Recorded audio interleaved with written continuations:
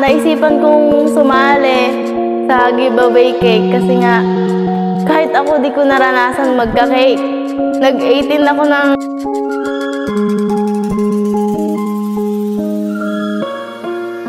kasi nga pandemic ngayon.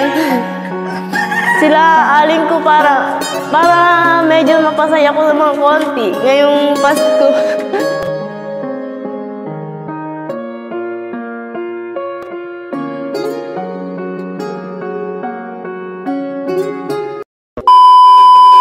So, hi guys! Ito na yung part 2 na hinihintay nating lahat ang marinig ang kwento ng talambuhay ni Eliza Sagu.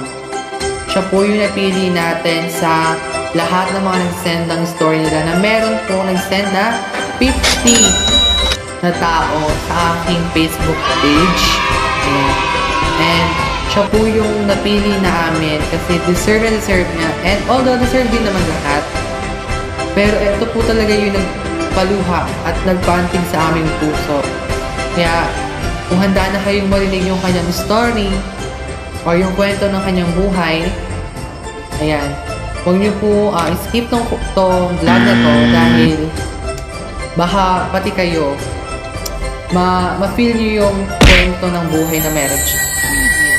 So, si Eliza is from Barangay Kautla, Pasterla. And ito yung kwento niya. Yung nag-send is si Shalane Pamularcano. Galing ako sa isang mahirap na pamilya. Siyam kami magkakapatid at ako ang pangalawang panganay. At walang permanenteng trabaho ang aming mga magulang. Namulat ako sa kahirapan, pati ang aking mga nakababatang kapatid. Di ko na-experience yung tinatawag nilang birthday party. Pati na mga kapatid kong maliliit. Yun yung masakit sa part sa buhay namin.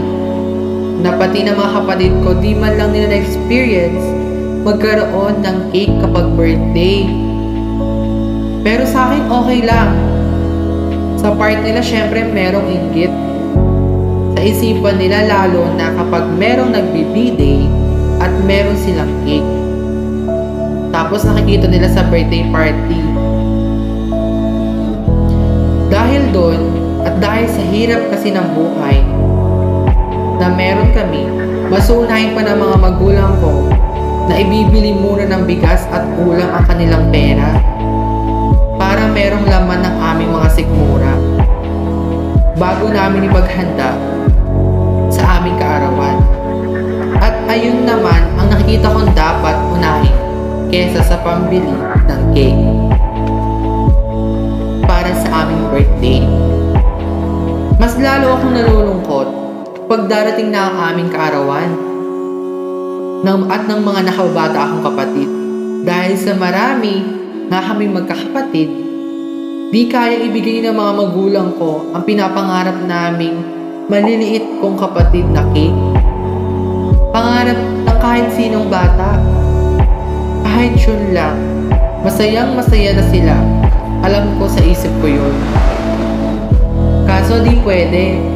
Dahil sakto lang ang pambili namin ng pagkain. Ang perang meron ang aming mga magulang. Kaya nasanay kaming lumilipas ang aming mga kaarawan na parang isang ordinaryong araw lamang. At ngayon, dahil sa give a cake na nabasa ko sa isang post na nakita ko sa FB, baka sakali mapili ang aming talambuhay. Kaya naisipan kong sumali para kahit paano ay magkaroon ng cake sa darating na Kapaskuhan. Ang aking maliliit na kapatid.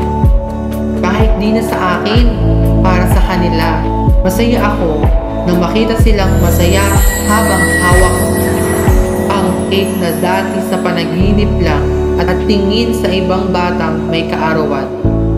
At kahit hindi nila birthday, ay may makakain sila nito. Dahil na rin sa mga taong may mabuting naisip ng ganitong project, maraming salamat at pagpalain pa kayo ng Diyos. Ayan po ay galing kay Eliza Sagu. kwento ni Madam Shaling Pamularty.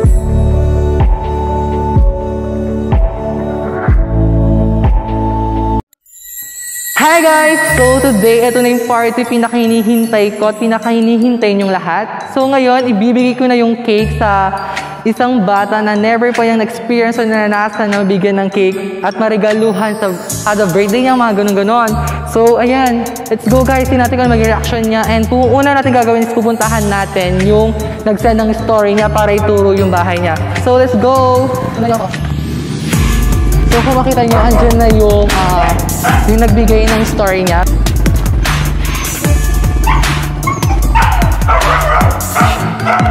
So ayan po yung nag-send ng story niya. Ayan, so pupuntahan po natin yung bahay. So let's go! Let's go! So hi guys, andito na kami sa bahay nila and sunod kayo sa akin. So, ito daw yung mga kapatid niya. Ayan. So, asan si ate nyo? Elisa. So, ayan guys. Hi! So, ayan guys, wait lang po natin si Elisa. Interviewin kasi natin siya. Kasi nga, diba, nag-send ako ng mga kailangan po na sila ma-interview. 2 hours later. Interviewin namin, ito na si Elisa. So, ayan. Interviewin namin siya. Go, Beth. Interviewin ka namin. Di ba nag-post ako sa FB ko yung yung tawag doon yung magbibigay ng cake sa sa isang bata na never pa nilang naranasan sa mga birthday nila. So, interviewin muna po namin. So, ayan. So, tayo. Wait lang. Ngayon ata siya. Wait, hindi ako makahinga sa face mask ko. So, Elisa. Uy, umiyak na siya. Wait lang. 2 hours later. Ayan. So, wait lang. Tatanungin muna namin siya kung, introduce lang sa kung bakit siya sumali, ilan ba sila sa pamilya nila, ano ba yung pamumuhay na meron sila. So, Elisa, ilan ba kayo magkakapatid? So, meron daw silang 9 na magkakapatid. So, bakit mo naisipang sumali? Ayun, naisipan kong sumali sa giveaway cake kasi nga kahit ako di ko naranasan magka-cake. Nag-18 ako ng simple lang. Ganon. Nag-18 ako ng alang bisita. Ganon. Kasi nga pandemic ngayon. Sila aling ko para medyo mapasaya ko naman konti ngayong Pasko. Sumali ako sa giveaway cake nga. Sila aling ko, madami naman sila. Madami sila kaya hindi namin din ma-afford yung cake. Kahit simpleng handa lang, ganon. Hindi din namin mabigay kasi nga minsan nasasakto na ala kaming pera, ganon. Sapat ng pambiling bigas lang, ng ulam, ganon. Kaya salamat sa Wells Delight na nagbigay ng cake. Na-appreciate ko talaga yung ginawa niyo. Maraming salamat. 2 hours later. So, ayan guys. Ibibigay natin siya kay Elisa.